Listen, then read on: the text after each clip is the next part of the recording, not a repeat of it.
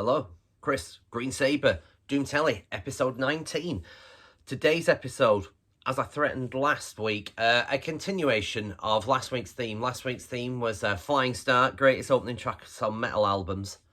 Today's episode is We Need Closure, greatest closing tracks on metal albums. Equally as fucking difficult to compile, if I'm brutally honest with you, but I've done it. Yeah, there's probably loads of classics that I've missed off. I'm sure you'll tell me yet again. But it's kind of, I could have been thinking forever. There was a last minute tweak to one of them after discussing with Gaz at the Jam recently. Yeah. But apart from that, I think my list is sorted. But we're gonna fucking go with it. So here we are. One moment. Bit of decaf coffee. Thank you. Apparently I've got heightened blood pressure, so I need to cut the caffeine out. So, decaf, it's great fun. Anyway, enough of that. Right, updates. Not a huge amount from last week. We did our last rehearsal last night for this upcoming gig. This coming Saturday, Lancaster, Saturday 25th, support to Iron Void. It's going to be fucking great. Do everything you can to get there. It'd be great to have a full house there for this because it's going to be a fucking super night. So, yeah, rehearsed up, set good to go.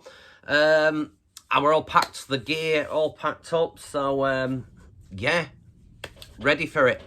Next stop, the Bobbin, Lancaster, this coming Saturday.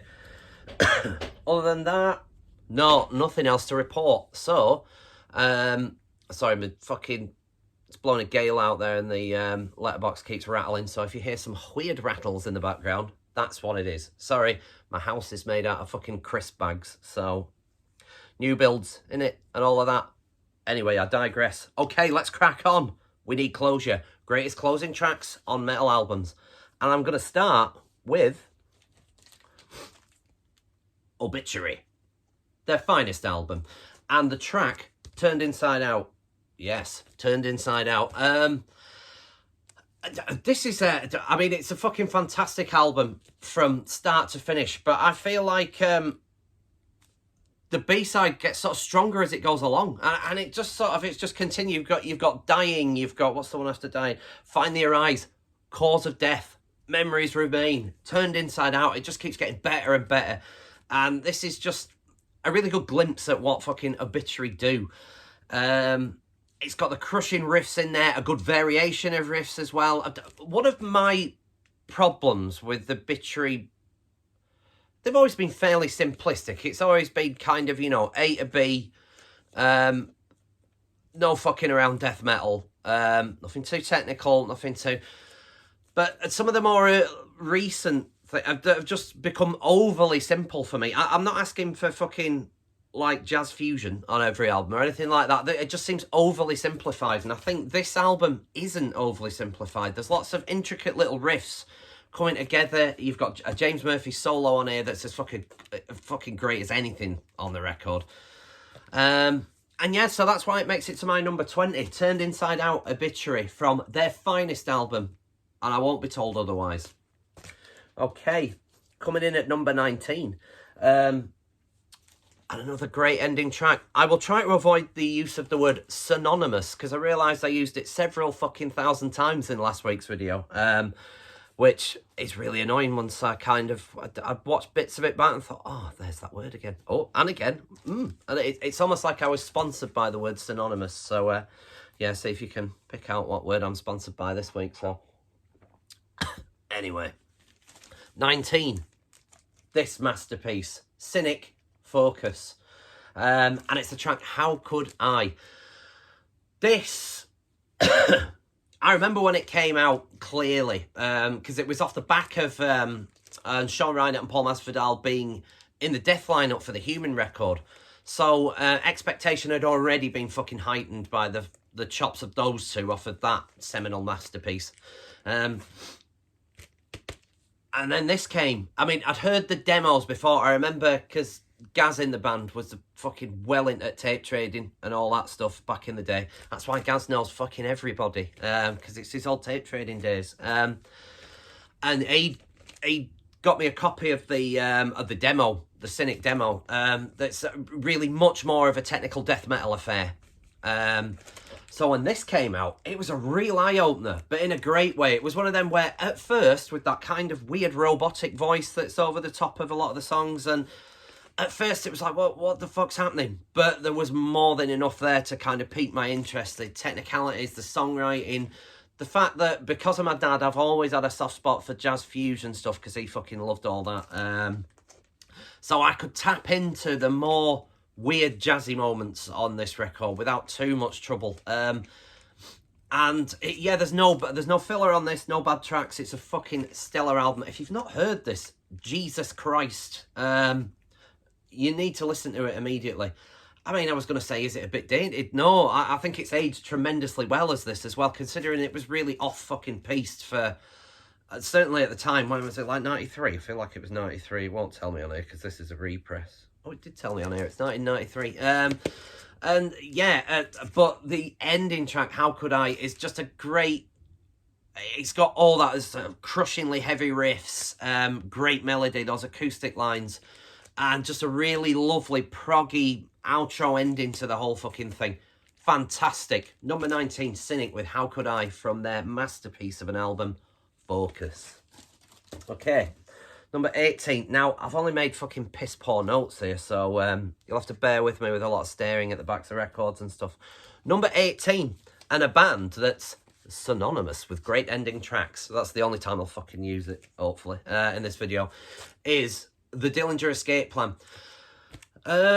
These lot are a particularly hard sell for some people. I think they just find that they're fucking complicated and weird polyrhythms and crazy time sequences just for the fucking sake of it.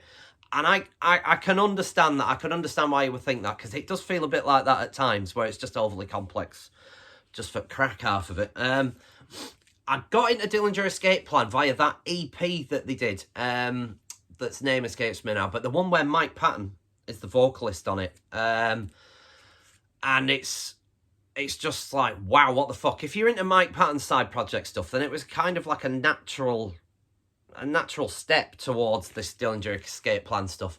So I got into him via that. Now, I think the first thing I might have heard was Calculated Infinity, other than the that EP. And it was, I didn't quite understand what the fuck was going on. And then I heard some of their more radio-friendly songs, if you will, if they do anything resembling radio-friendly, like with Black Bubblegum, Milk Lizard, Unretrified, as it called, off of the Miss Machine album, and in particular, Farewell Mona Lisa, the opening track off of this. And I was hooked. It was that, I got it. Light bulb moment, yes, in.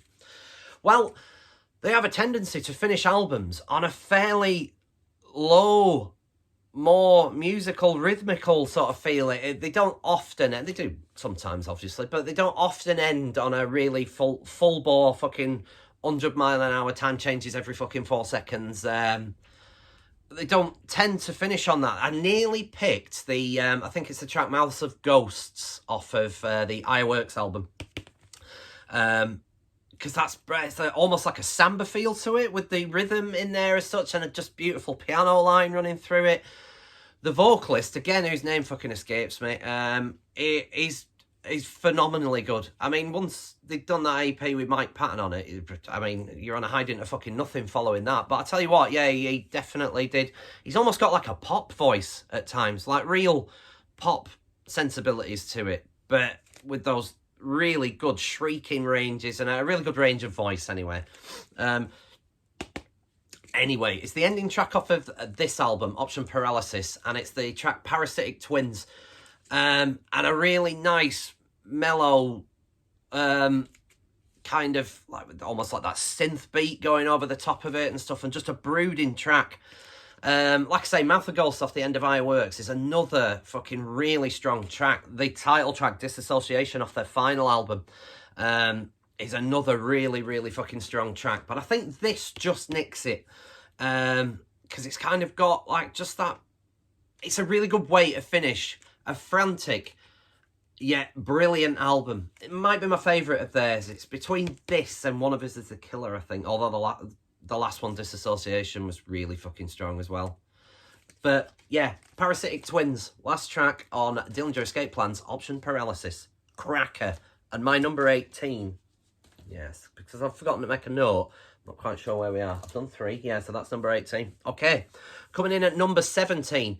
And this was one of the last minute changes, thanks to Gaz. It was always going to be this band, Metallica. Here's my ropey old 45 copy of Master of Puppets again. The vinyl's still in fucking fabulous nick. But, I mean, the cover is absolutely fucked. Well shagged. I mean, I think I got it secondhand, obviously. It wasn't new bought. It was secondhand. I think it was slightly, but I think it was fucking Hedgehog Records in Lancaster. And it was slightly battered at that point anyway. But yeah, it's sort of got worse. But anyway, I digress. I nearly picked Dyer's Eve. Because again, Metallica, not always consistently the same kind of song, but they tend to end on a ripper. You've got Metal Militia off of the debut, Kill 'Em All. You've got the Call of Cthulhu, which is a really good fucking song on an instrumental piece to finish off Ride the Lightning. Damage Incorporated off of this one. I nearly picked Dyer's Eve, though, off of Justice for All, because I think it's like an all-out thrasher that's absolutely nailed on. There's no fluff in there at all, and it's all just really on point, really nice riff, technical riff, and it's Metallica firing absolutely on all cylinders. I don't think there's any coincidence that it very rarely got aired live, because I imagine it's a fucking difficult one to pull off live, that one. You've got to be absolutely 100% at it. And anyone that's seen Metallica recently will know that that's probably a stretch for them. They're always good, don't get me wrong. I'm not quite sure they're all fully 100% focused, though, quite honestly. I'm thinking of one person in particular. But anyway, Damage Incorporated. And again, not only just a great ending track, but a phenomenal way to end a phenomenal record. You've got all the peaks and troughs of this record. I still think Ride the Lightning might be my favourite of theirs, even though people could argue that Trapped Under Ice and Escape are a bit fillerish. I like both of them. I think they've both got virtues. On this one as well, I'd argue that there's a couple of bits of filler on here. I'm going to say one which I imagine will fucking upset loads of you, but Disposable Heroes, I feel, is a bit of a filler track. It's one where I feel like it's probably because one of my favourite Metallica tracks, if not possibly my favourite Metallica track of all time, is Leper Messiah. And it's the track that follows Disposable Heroes. So it might be that I want to get to that. So maybe that's why I kind of feel the inkling to skip it. Once it's sort of halfway through, because it's quite a long one as well, if I remember rightly. Yeah, like over 8 minutes, Disposable Heroes. So, but there's so many great tracks on here. And I just love the way that you go from Leper Messiah into the instrumental wonderfulness and Cliff Burton majesty of Orion, and then bang, Damage Incorporated. That's how you finish an album. So I think that's why it just swung it. It was Gaz that said, Damage Inc. gotta be. I said, yeah, I've picked Dyer's Eve. But I thought about it. I thought, no, he's right, to be fair. It has to be Damage Inc. So Damage Inc. it is. And that's why that's my number 17. Quick count. 17, yes. Okay, right. That was number 17. Number 16. And another band, I nearly said it, Notorious, with great ending tracks, is this band, Death. And the one I've picked, after really, really long deliberation, is the track off of Individual Thought Patterns, The Philosopher. Point one, you could argue that The Philosopher is comfortably the strongest track on this album. I like this album. There's a YouTube channel called Altars of Madness that I love. It's a fucking fantastic channel. I think I've mentioned it before. I'll mention it again, and I'll probably put a link to him down below. He recently did a Death ranking, of which I almost entirely had a different... His justification where they all went made absolute sense. And this was his weakest, he said, was the weakest Death album. I would say it was the second weakest. But disclaimer, and Altars of Madness said this in his video as well, there are no weak Death records. They're all fucking fantastic. But the weakest of a fantastic back catalogue. I put this second weakest. I still think that the Sound of Perseverance is the weakest Death record. I just feel like that they're not fully, obviously there was lots going on at the time, but I just feel it's not a fully focused death record. And just in places, it doesn't feel like a standard death record either. Although they changed enormously over the years, it always felt like a death record. It always, yeah, I get it, yeah. Whereas there's just bits on Sounds of Perseverance where I feel it doesn't. Like I say, and I've mentioned before, and it's probably commonplace, so sorry for fucking telling you again, but as I understand it, Sound of Perseverance was written for his side project, Controlled Denied, and the record company we want another death record, so they kind of rewrote that for the final Death album, and it feels a bit like that. So that's anyway. I've gone way off fucking topic. Death are notorious for really great fucking strong ending tracks. So it was, which one do I pick? I fucking love Vacant Planets off of Human. I love Killing Spree off of Spiritual Healing. I love Choke on It off of Leprosy. I love, is it Perennial Quest for Symbolic? Yeah. Or is it Crystal? Fucking hell. Whichever one, yeah. The ending track off of Symbolic. Love it. I think, though, this is the winner. The Philosopher. It's one of Death's strongest fucking tracks. And so it had to be this, really. I mean, the musicians on this album as well. You've got Chuck, obviously. But you've got Gene Hoglan on drums on this record. You've got fucking Steve DiGiorgio on bass. And you've got the absolutely outrageously talented solos of Mr. Andy LaRocque of King Diamond fame. And it's just a win-win-win on everything. I think the problem with this album is the songs aren't the strongest. There's just a bit of filler on this album, really. And the production's a bit weird. It's all very sort of compressed and clean and crisp, and yeah, it just feels a little overproduced, does this album in places for me. But anyway, The Philosopher is a fucking magnificent ending track. And that's why it's coming at my number 17, or was that 16? Hang on. Coming in at number 20, 19, 18, 17, number 16, sorry, yeah. Okay, 15, 14, 13, 12, 11, yeah, okay. Coming in at number 15. Slightly off-piste here with this one, and I imagine there's probably a few of you out there that won't know what the fuck I'm about to show you. Now, firstly, I'd just like to say this album is one of many fantastic cover art, bits of cover art from this band, and this might be the most majestic. I've got a t-shirt of it somewhere as well. Look at that. The band are Big Business. The album is Battlefields Forever, and the ending track, the closing track, is Lonely Isle. If you don't know who Big Business are, the Melvins line up with two drummers. Well, Cody and Scott. Yeah, Cody and Jared. Or is it called? Anyway, I've forgotten his name. The fucking drummer guy. And Jared on bass. The drummer's the guy that's with High on Fire currently. I feel like he's called Cody Willis. Maybe I've made that up. Was he in The Lost Boys? Anyway. Enough of my fucking terrible memory. Yeah.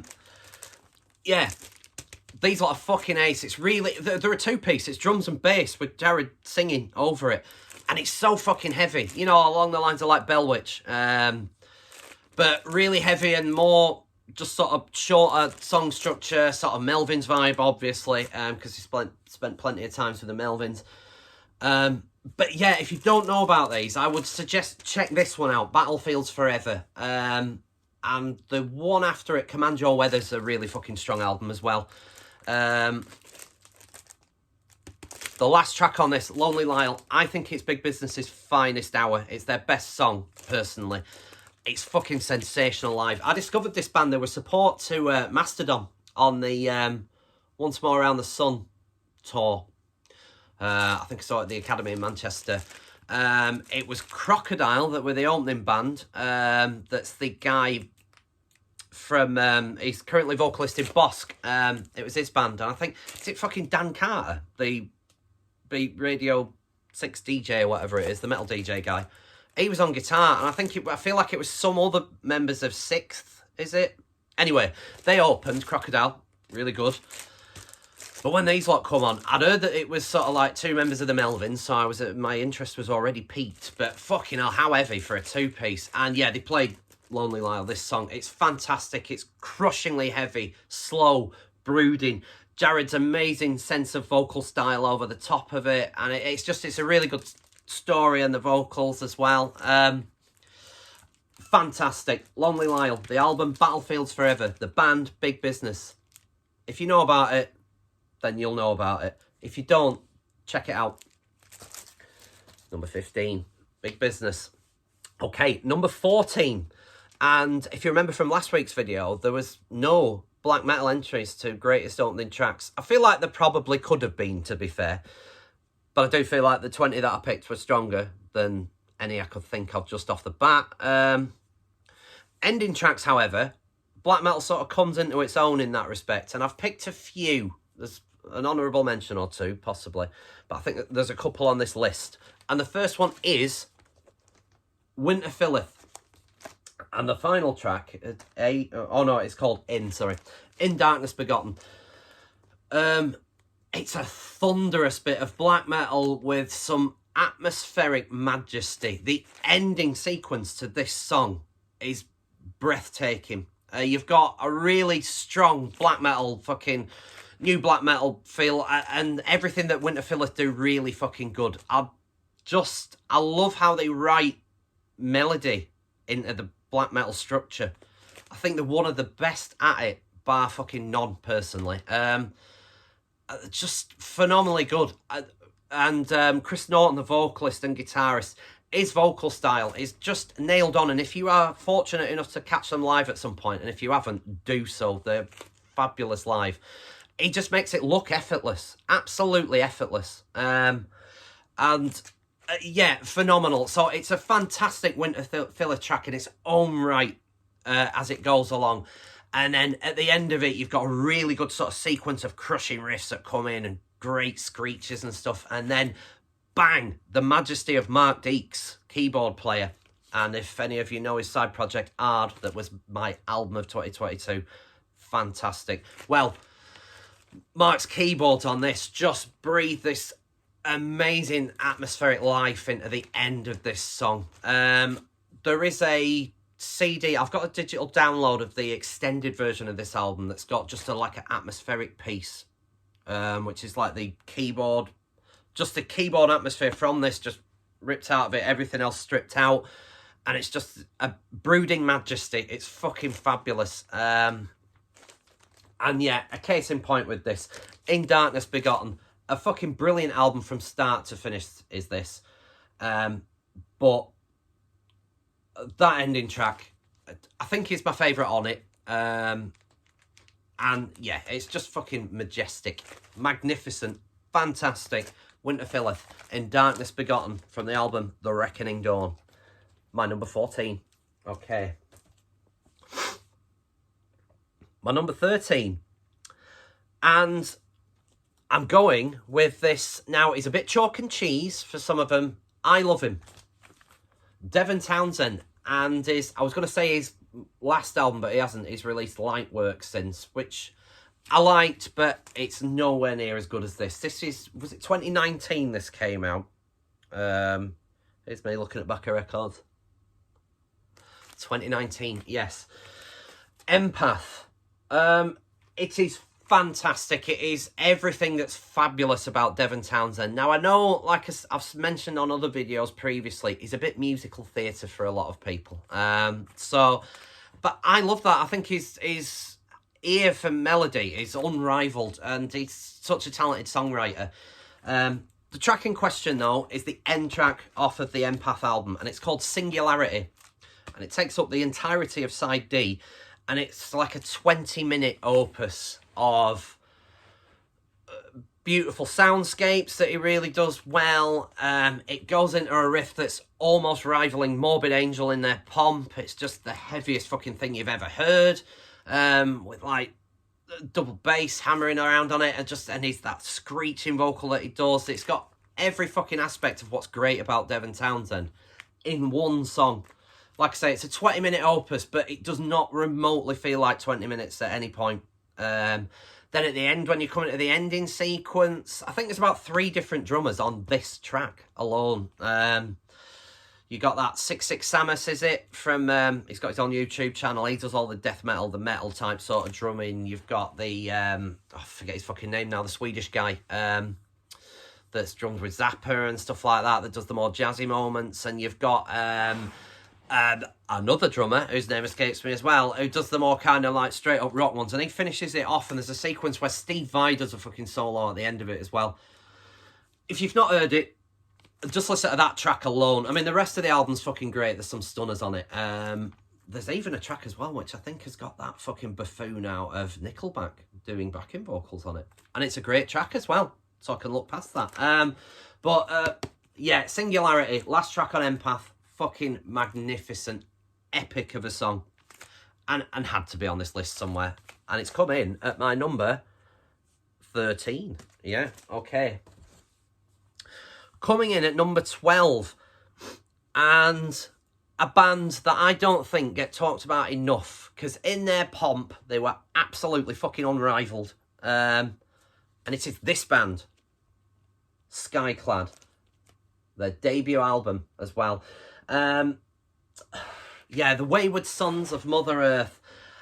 I think this is still my favourite Skyclad album. If I had to pick one, I think this is my favourite, because it's the most overtly thrashy, powerful of it, with folk leanings. The folk got more prominent as each album went on. It got folkier on Burnt Offering for the Bone Idol, even folkier on Joan of Arc, with an almost Levelers vibe to parts of it.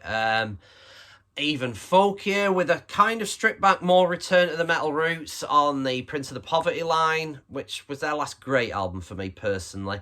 Silent Whales of Lunar Sea followed it, and it was the last one with my very good friend Dave Pugh. He's not on this album, this is before he comes. But very good friend Dave Pugh and our drummer Brian Pugh, his brother, well, Dave Pugh is Skyclad, he's still in them as well, still touring with them. Yeah, so I had a vested interest in Skyclad at that point, and of course the band's very, very dear friend, gone but never forgotten, Keith Baxter on drums. Salute Keith. Yeah, so this album had a resonance for me for a manner of reasons. The reason that I've picked this is because the ending track on this, the closer, is Skyclad's finest hour, and I wish they would have done more tracks like it. The track I'm talking about, if you know it, is the track Terminus, and it is fucking heavy, epic, crushing, brooding majesty. It's really atmospheric. You've got Martin weaving his vocals over the top of it. It's not like fucking scattergun 100 words a second like he normally does. There's parts of it that are, obviously, because that was his style. But just really atmospheric, and that bit at the end of the sort of chorus where it just goes into the double bass roll with that heavy as fuck riff. It's fantastic. Like I say, for me, it's Skyclad's finest hour, and it's such a good way to close a brilliant album. Yeah, the Skyclad, the Wayward Sons of Mother Earth, their debut album from way back fucking 1990, I assume it is. Yeah, it feels like it. But, yeah, Terminus, the track. Fantastic. Okay, that was my number 12. Coming in at number 11, and I've not got the vinyl of this because I'm not fucking insane and prepared to spend like the fucking 200 quid or whatever it is it costs to buy it. It's Danzig's last great record, Danzig 4. Now, Danzig was another band synonymous with great ending tracks. There's so many I could have picked. There's Evil Thing off of the first one that's fucking fantastic. Pain in the World off of Danzig 2 that is also fantastic. There's what's it called? The last track on Danzig 3 that is another fucking belter of a track. But it's this one. It's Let It Be Captured. Now, it is the ending track. There is a little secret bit of weird satanic kind of creepiness that comes in. One of those weird hidden tracks that comes in after about a fucking hour of silence. Why did they do those? Anyway, I'm glad with this sort of reinvention of vinyl that those have kind of died a death. Yeah, where it's like, hey, let's listen to like fucking an age of silence. But anyway, Let It Be Captured off of this. It's Danzig. It's almost like it's Danzig at his best, and then gone. We never really saw a return of how good he is, and his vocals on this track are just crushing. It's a really slow build-up, and Danzig doing that really nice kind of somber vocal that he was notorious for. Like I say, can't sing for shit now anyway, sadly. But, yeah, Danzig 4, the last great album with the great Notorious Danzig lineup. Biscuits, Christ, Von, Glenn. Yeah, it's fucking brilliant. And that's why it's my number 11. Okay, I have made a note of these following one, because before we get to the top 10, honourable mentions. And firstly, non-metal honourable mentions, and I'm going to mention The Tourist, Radiohead, the last track on, oh, what the fuck is it called? I'm having a terrible day for the most well-known album. Yeah, the one with Paranoid Android on it and all that kind of stuff. Anyway, the last track on that, The Tourist, is a fucking belter. Really great way to end a great album, personally. Frank Zappa, and I've picked the ending track off of Hot Rats. Again, Zappa was known for fairly strong endings, so quirky endings as well to albums, but I've picked the one off of Hot Rats, It Must Be a Camel. That, again, is a really nice, jazzy, subdued way to end a fairly frantic album at times, but arguably his finest hour, that album, Hot Rats. Again, huge resonance with me because it was one of my dad's favourite albums of all time, so hence by proxy has become one of my favourite albums of all time, and it's great. Bowie, two to choose from. Possibly my favourite Bowie track ever, The Bewley Brothers, that ends the Hunky Dory album, but there's also Rock and Roll Suicide that ends the Ziggy Stardust album that's also equally as magnificent. Great ending songs. The other non-metal one that I've picked, which came to my head, is Brothers in Arms, Dire Straits. Yeah, they might not be for everyone. They might be a bit fucking dad rock. Well, they are, realistically. But that, I've got it down there somewhere. I've found it for like £2 in great nick as well. But they did press several fucking gazillion of those, so that might explain its cheapness. But yeah, the ending track, Brothers in Arms, just a fabulous, just what Knopfler did really well with those, just really haunting guitar melodies and his kind of vocal style that he did over the top of it, but magnificent. So an honourable mention. Other metal honourable mentions that didn't quite make my list: Pink Maggot, Deftones, the ending track off of the White Pony album. They kind of remixed the ending of that song and turned it into that Back to School song, which is, it's a bit rap metal in places, but it's a really strong track. And they took the best part of that song and sort of made it a standalone track in its own. But I think Pink Maggot, with the brooding intro leading up to that end bit, where he keeps banging on about back in school, we were the leaders, and blah, blah. That's a really strong closing track. Megadeth, again, really good at finishing albums, and just two off the bat that I could think of. Rust in Peace, at the end of Rust in Peace, but Hook in Mouth is a really strong track at the end of So Far So Good So What. Ino a Satana, Emperor, off of the In the Nightside Eclipse album. The CD version that I've got has got some fairly awful covers to finish that album, but that's the actual ending song, so that's why I've counted that. Grease Sequence, Conan. On my Album of the Year video, I went into great detail of how I fucking love that song. Really good ending to their current record, Evidence of Immortality. Fantastic ending tune. Bit of a break from the norm from Conan. Really good though. Faith No More, Woodpecker from Mars to end the real thing. Just a Man that ends King for a Day.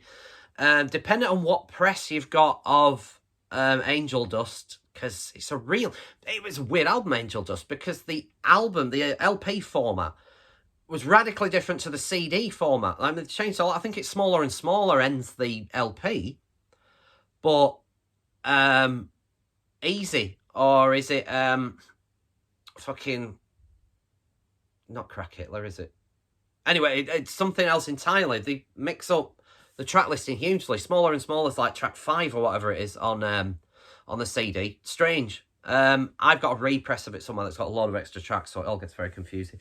But yeah, Mike Patton's other side project, Mr. Bungle, they often finished albums really fucking strongly. And his side project, Fantomas, as well. There's an album, The Director's Cut, their best album for me, Fantomas. And the end, is it The Charade? Really strong. It's all film score covers in metal style.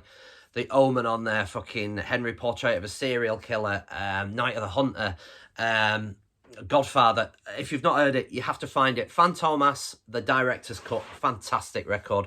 Their other stuff is a bit of a hard sell. That one's more straight up tunes, so yeah, try that one first. But yeah, Mr. Bungle, they had Merry Go Bye Bye, Vanity Fair, really strong ending tracks. So honourable mentions. Right, fucking 35 minutes. I cannot do a short video, sadly. Gaz was telling me yesterday, he says, I'm fucking miles behind, Kris. I haven't got time to watch all these videos. Make time, guys. I mean, you know, you would think that I love the sound of my own voice, but yeah, it's fucking hard. It's fucking difficult to watch these back to see if I need to make any edits. Let's put it that way. I'm just fucking cringing at my own voice. I don't sound kind of... I need more of a actor's delivery, I think. Anyway, fucking prattling on again, you see. Let's get to the top 10. More black metal. And this masterpiece. Yeah, I think last time I mentioned this album, I didn't have it in the collection.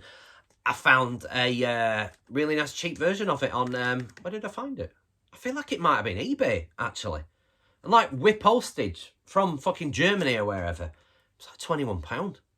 I thought, I shall have that. It's the 2019 repress of it, but still a majestic album that had to be in the collection. Exercises in Futility, and it's the ending one, obviously. Number 6. Great album, great way to finish, and I think that ending track pulls in everything that's fucking magnificent about this record and just sort of does it again in one nice, neat package and brilliant way to finish it. I'm not trying to rattle through these quickly, but I think there's very little else I can say about that, really. They've had some bad press as a band. I think, yeah, they maybe could have done more to distance themselves from certain things, but ultimately, at the end of the day, bands are bands. They shouldn't have to fucking answer to fucking everything. And if there's something that they do that makes you upset, then don't fucking listen to them. It's fairly simple like that. Anyway, I think they were guilty by association for a large chunk of it. If not...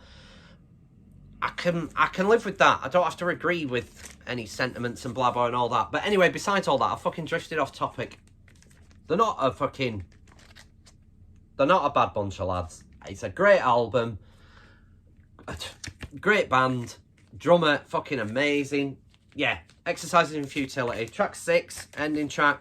Great album all around. If you've not heard it, get it. It's a masterpiece in atmospheric black metal. And when I do my black metal top 10, this is definitely fucking in there. Quite high up as well. Okay. Number 9. And it's this masterpiece. Sorry, a bit of glare there for you. Dismember. And a track, In Death's Sleep. I remember when I heard this album, it was groundbreaking. It was like, I'll be honest, I preferred this to Left Hand Path by Entombed. It felt like this came out a bit later on, if I remember. And it felt like...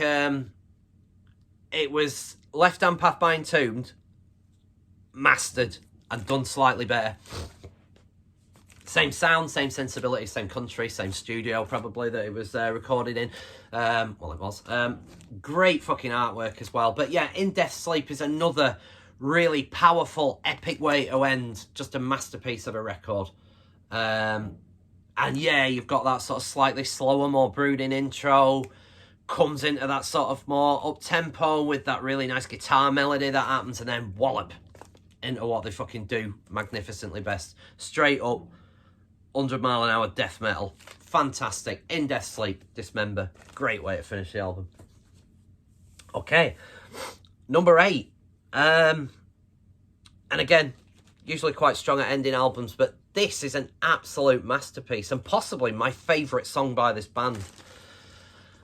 It's Death Heaven. Their latest album, Infinite Granite. I think it'll be 2 years old soon, will this? But the track is Mombasa. This album isn't for everyone. Even some Deaf Heaven fans, because they moved away from the more overtly black metal, black gaze, if you will, kind of vibe that they had going, and a lot more clean vocals. But the way this song is structured with just a really nice continuation of the clean, and it's one of the nicer, more melodic tracks on the album as well, starting. Beautiful chorus, really strong vocals again, and then bang, at the end, it goes into classic fucking Deaf Heaven, but like turned up to 100. Really shrieking black metal vocal outlet and a majestic atmospheric riff.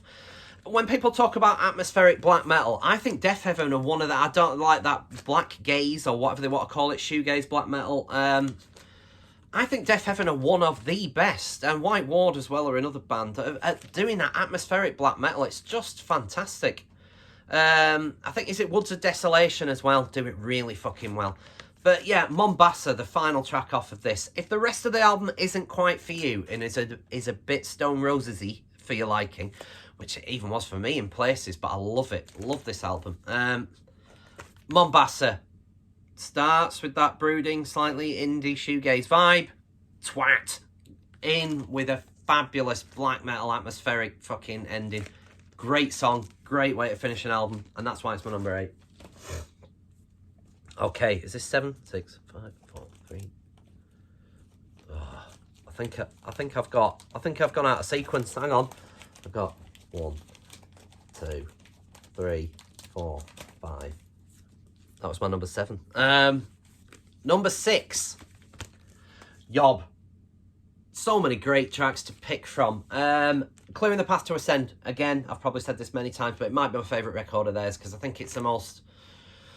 It's the heaviest in places. It's the most melodic in play. It's everything that they do great in one package. And Marrow is the track that finishes this album. Might be my favourite Yob track. It's a stunning way to end a stunning album. It got the really folky, almost country in places vibe of the sort of acoustic opener with this really nice sort of screechy singing over the top of it. And then heavy as hell when the riff comes in as well. And it's a fucking monster as well. I'm sure I think it's about 17 minutes long. It's a fucking big one. And again, never really boring at any point. Just a magnificent album and a magnificent way to end it. Marrow, Yob. If you've not heard it, fucking hell. What's wrong with you? Okay. 5, 4, 3, 2, 1. And coming in at number 5. Black Sabbath. They were my number 1 of opening tracks and my number 5 of closers. And it's Into the Void off of Master of Reality. There aren't enough superlatives for this record on the whole anyway. It's my favourite Sabbath record if I had to pick one. I mean, Paranoid's very close, but this just swings it because I think it's the doomiest record. When I do my Doom top 10, there's no Sabbath in it because quite honestly, I could have picked like fucking 10 Sabbath albums. So it's the top 10 Doom albums of all time, minus Sabbath. Yeah, Into the Void. One of my favourite Sabbath tracks of all times. That just... what a way to end a fantastic record. Just brilliant. I think we were going to cover Into the Void at some point, but then we thought it was a bit fucking obvious. A bit petrol-y. Sorry, niche fucking reference there to Alan Partridge. But yeah, Into the Void, Black Sabbath, number 5. Number 4, and the song that got me into this band. I remember hearing it and just like, wow, what's that? I've got to hear more. It is, of course, Alice in Chains. The album is Dirt, and the track is Would? Question mark. Yes, I would. What a track. I mean, me prattling on about how great this album is absolutely pointless. Because I'm sure most of you know how great this album is. It's just an absolute masterpiece. I love Facelift, the debut, don't get me wrong. But it's a bit cock rock in places. There's just a few hair metal vibes to some of the riffage. All that is gone on this album. This is really fucking grim. It's a grim, depressing... I think on one of my earlier videos I said this is a fucking doom metal record. And it is. It doesn't necessarily sound like a Doom record. It does in places. Sorry, I went very high pitched there. Anyway, sorry. Get some more decaf in me. Right. Here we are. Settle, Kris. Okay, yeah. There are places on here that's a bit doomy. But what a song. Fucking hell. I mean, yeah, I can rattle through this really quickly. Wood is an absolute fucking masterpiece off one of the greatest albums of all time. Speaking of greatest albums of all time, the greatest album of all time, if I had to pick, if you made me choose, and it is this. Cathedral. Forest of Equilibrium. And again, there aren't enough superlatives for this record. If you don't know about it, fucking hell, go out there and learn. Just learn. Again, might not be your bag, and you might think, I think Kris is blowing this way out of all proportion. But it was everything. At the time, it was groundbreaking. It was different. It was eye-opening. This is a case in point on how you create atmosphere on a record. Absolutely fucking second to none. And the track is Reaching Happiness, Touching Pain. You've got that majestic flute kind of solo running through it all. It's just so doomy and miserable, and just that riff and Lee wailing on the vocals in the background, just the heavy riff when it comes into that chorus, and the way it just descends out. It captures all the atmosphere of this record in one track, and it is a phenomenal way to end what is the greatest album of all time. There, enough said. Fucking 46 minutes, Jesus. This was supposed to be quicker than last week's and all. Okay, let's get to it. Another band notorious for ending albums really strongly. Mastodon. There are so many that I could have picked. Last Baron off of Crack the Sky. I could have picked the one off of the fucking last one. Jesus Christ, Kris. Fuck me. Whatever it's called. Jaguar God. Off of the previous album of this one. But I picked this, and the track is Gigantium. And it is absolutely magnificent. I'll be honest, I'm close to tears at times, listening to that end sequence with Brent's solo. And Mastodon have really cornered the market on how to finish an album in an absolutely epic fashion. And this is, maybe it's the most relevant, why I picked it, the most recent, I should say. It sort of reminds me of my dad.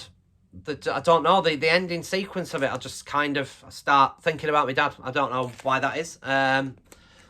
It might be a case in point with the Emperor of Sand, that's what it was called. The last album that I bought for him before he sadly passed. So maybe the band's got a resonance now with me. But a slightly overly long album, if I had to be critical, but it's still fucking magnificent. There's no bad tracks on it. So if there's no bad tracks, why cut any off? Makes absolute sense. Gigantium. Stunning way to finish a stunning album. Number one. Okay. No, it isn't. Number two. I knew there was more. Yeah, so I've gone out of sequence anyway. Maybe I should put it up on the thing. So, yeah. It's because they were the classic old albums in really thin covers, so they got stuck together at the back. So, yeah, number two. I was going to say, I didn't think this was my number one. And it wasn't. It's my number two. So, Gigantium was number three. Cathedral number four, and blah, blah, and so on and so forth. Rain in Blood, Slayer. Again, so many great ending tracks to pick. I mean, I love Spill the Blood, South of Heaven, Seasons in the Abyss, of course, another great ending track. But it had to be Rain in Blood. It just had to be Raining Blood off of Rain in Blood. It's classic thrash. It's everything I loved back then. So yeah, number two. Again, I'm getting to the point where there's not really much I can say about it, and you will all know these records for fuck's sake. So yeah, Slayers, Rain in Blood, magnificent.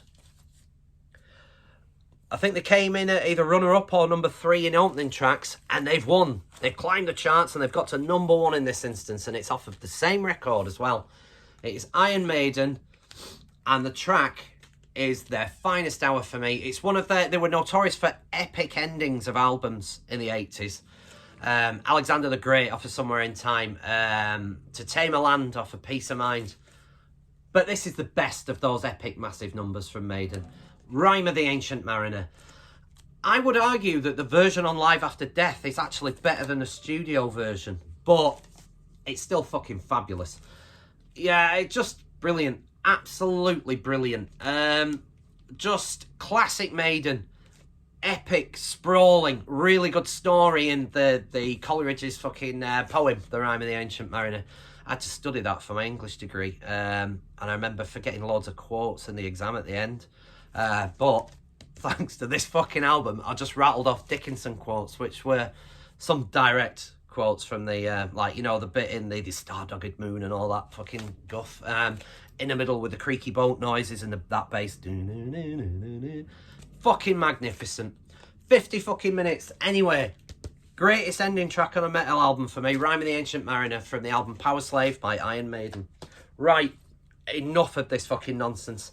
I will never do an hour's video, and it's coming close to that. So, that's all. What's going to be next week's video? Well, it will probably be a shorter... Well, it will definitely be a shorter one, because I think it's going to be an update and a rundown from our gig with Iron Void. So, there'll be...